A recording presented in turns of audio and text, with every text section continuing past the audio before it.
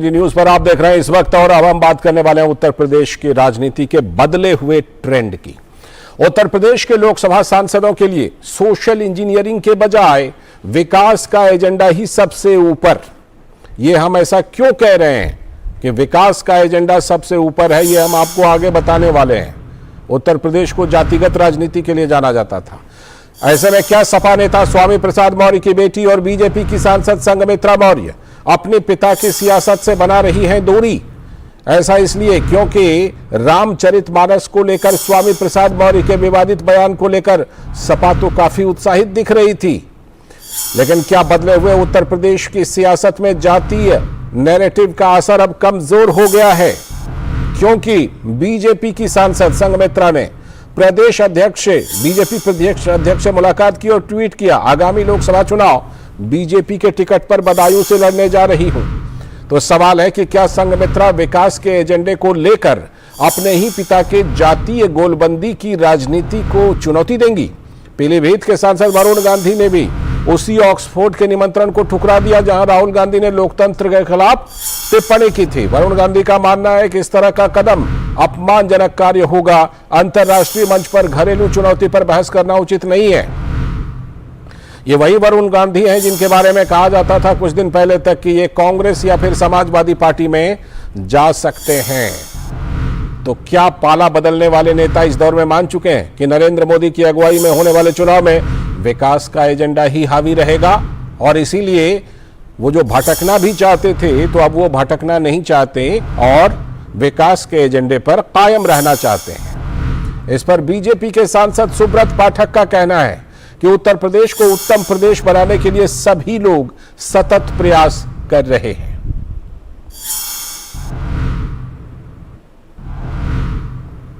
BJP की सांसद है और अब उनकी आस्था कहाँ है तो वो स्वयं बता सकती हैं। अभी स्पष्ट हो रहा है, आने वाले दिनों में और भी स्पष्ट हो जाएगा। और रही बात उत्तर प्रदेश के सांसदों की, निश्चित रूप से उत्तर प्रदेश के सांसद उत्तर प्रदेश की जनता के द्वारा चुन के आए हैं और उत्तर प्रदेश के निर्माण में, उत्तर प्रदेश के बेहतर भविष्य में उत्तर प्रदेश देश का उत्तम राज्य बने, इसको लेकर सभी लोग सतत प्रयास कर रहे हैं। और इस खबर पर जुड़ रहे हैं हमारे संवाददाता विकास सिंह हमारे साथ लखनऊ से जुड़ चुके हैं। विकास, सबसे पहले संघमित्रा की ट्वीट पर ही बात कर लेते हैं। प्रदेश अध्यक्ष से मुलाकात की, बदायूं से चुनाव लड़ने की जानकारी दी।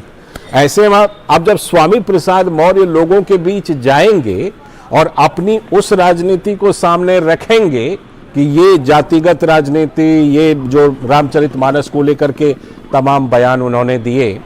ऐसे में उन्हें बड़ी मुश्किल होगी लोगों के सामने अपने आप को रखना, क्योंकि लोग पूछेंगे कि आपकी बेटी संघमित्रा तो भारतीय जनता पार्टी के पास है और वो भारतीय जनता पार्टी में विकासवादी राजनीति कर रही है। जी बिल्कुल लालचंद, आप सही कह रहे हैं। विकास की राजनीति ने कई लोगों के मंसूबों पर पानी फेर दिया है और कुछ ऐसा ही हो रहा है स्वामी प्रसाद मौर्य को लेकर, जो अपनी एक जातीय पहचान और खास तौर से जातीय राजनीति के लिए पहचाने जाते हैं। जिस तरीके से उन्होंने पाला बदलकर समाजवादी पार्टी में आए और उसके बाद जो रामचरितमानस को लेकर जातीय राजनीति की बात की है, कहीं ना कहीं हम देख रहे थे पिछले दिनों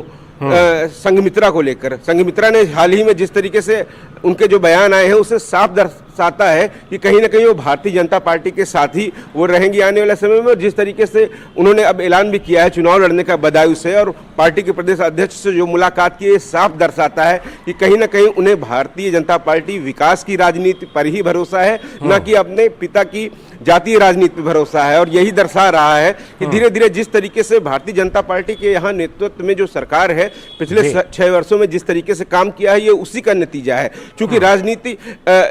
राजनीति जो होती है लोगों को बांटने का काम, जातीय आधार पर इन सभी चीजों पर एक लंबे अरसे पर उत्तर प्रदेश की पहचान रही है कि जातीय राजनीति उत्तर प्रदेश में सबसे ज्यादा होती है। लेकिन पिछले 6 वर्षों में यहाँ पर जिस तरीके से काम हुआ है, हम लालचंद इस बात को कह सकते हैं कि पूरे के पूरे 75 जनपदों में जो काम किया जा रहा है वो उसी का नतीजा दर्शाता है कि अब लोगों के मंसूबों पर पानी फिर रहा है जातीय राजनीति करने वालों के। और जिस तरीके से काम किया, हमने ग्लोबल इन्वेस्टर समिट की हम बात करते हैं जहां पे प्रदेश के सभी जनपदों में निवेश आएगा, और कहीं ना कहीं कानून व्यवस्था की बात करते हैं, जो कानून व्यवस्था उत्तर प्रदेश में अब एक जिस तरीके से अच्छी हो गई है। एक समय था जहां पर संगठित अपराध बहुत था उसकी कमर यहाँ पे टूट गई है। और कहीं ना कहीं जो बड़े माफिया थे उनके अगर संबंधों की बात करते हैं तो तमाम अदर विपक्षी दलों से उनके संबंध निकलकर साफ सामने आए, और जग जाहिर सी बात है कि उन्हीं लोगों की छाया में ये अपराधी फले फूले और पनपे। तो कहीं ना कहीं विकास की राजनीति कहीं ना कहीं साफ दर्शाती है कि बाकी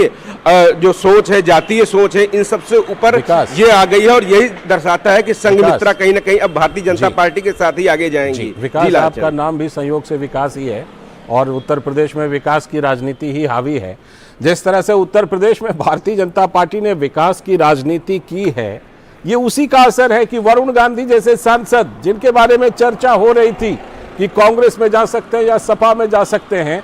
उनके जैसे हो सकता है कुछ और लोग होंगे, उन सभी ने अपना मन बदल लिया कि नहीं, इसी विकास की राजनीति के साथ ही रहनी है, इसी में भविष्य है।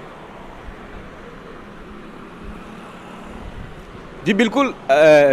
वरुण गांधी के साथ भी यही है कि वरुण गांधी जिस तरीके से उनके कुछ बयान आए थे, खासतौर से कोरोना महामारी के दौरान से लेकर पिछले कुछ दिनों तक, उससे ये लग रहा था कहीं ना कहीं कि कभी वो समाजवादी पार्टी की तरफ उनका झुकाव बयानों से लग रहा था, और कहीं ना कहीं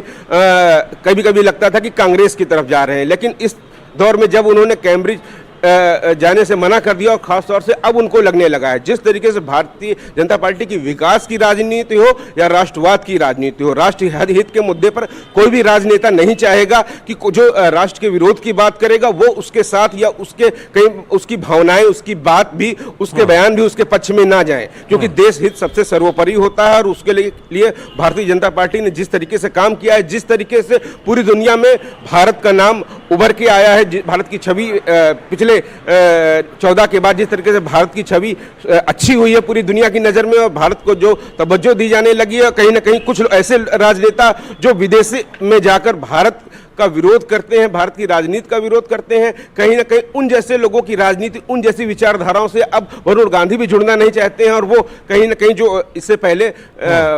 सुल्तानपुर से सांसद रहे हैं और पीलीभीत से हैं और भारतीय जनता पार्टी से ही आगे लड़ेंगे, ये साफ जाहिर उन्होंने मंशा जता दी है।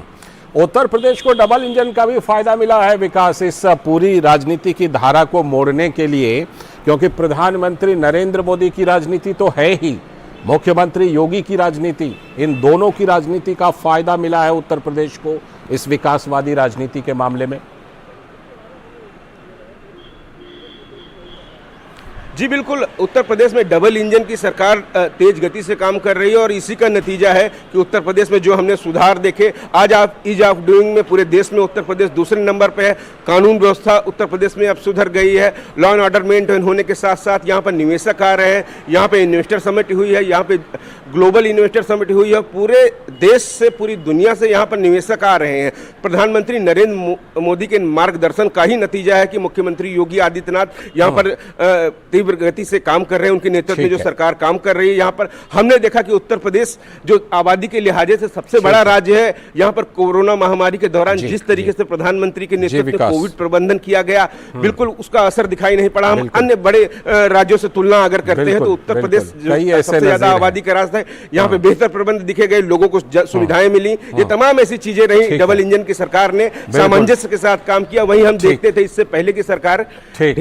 डबल इंजन सारी चीजें रहती थी, केंद्रीय योजनाएं रहती थी, लोगों को लाभान्वित नहीं हो पाते थे, आज लोगों को लाभ मिल रहा है योजनाओं का। बिल्कुल, डबल इंजन की सरकार का डबल फायदा हुआ है। बहुत बहुत शुक्रिया जोड़ने के लिए और चर्चा करने के लिए विकास। हमारे संवाददाता विकास सिंह जुड़े थे लखनऊ से, और हम चर्चा कर रहे थे कि उत्तर प्रदेश की राजनीति की धारा किस तरह से बदल रही है। वक्त है एक ब्रेक का, और ब्रेक के बाद जब लौटेंगे तब करेंगे आज की खास चर्चा कि ये जो मार्च निकाला जा रहा है केंद्रीय एजेंसियों के खिलाफ, भ्रष्टाचार पर कार्रवाई के खिलाफ, ये कहीं परिवारवाद की जो राजनीति है उसको बचाने की कोशिश तो नहीं है। इसी पर करेंगे खास चर्चा, लेकिन फिलहाल वक्त है